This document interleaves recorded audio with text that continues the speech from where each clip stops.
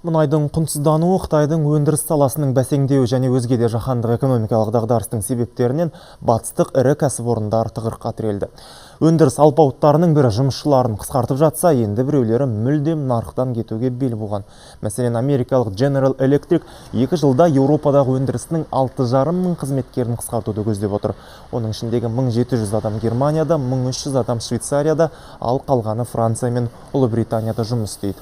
Ал Францияда жеке кәсіпкерлерден бөлек тіпті мемлекеттік темір жол кәсіпорны да 2020 жылға дейін 10 мың адамын қысқартуды көздеп отыр. Дағдарыс әуе тасымалы секторына да оңай болмай тұр. Мысалы, British Airways 5800 адамды жұмыстан босатуға мәжбүр. Бұл өз алдына Heathrow мен Gatwick әуежайларындағы 10 мың қызметкердің болашағына кесірін тигізіп отыр. Air France 2900 қызметкерін жұмыстан босатқан. Қаржы институттары да осы тізімде. Еуропалық банктер 2008 бен 2014 жылдар арасында 80 мың жұмысшысын қысқартса, биыл тағы 30 мың жұмыс орнын босатпақ. Бұл жайында World Socialist веб-сайт мәлімдейді.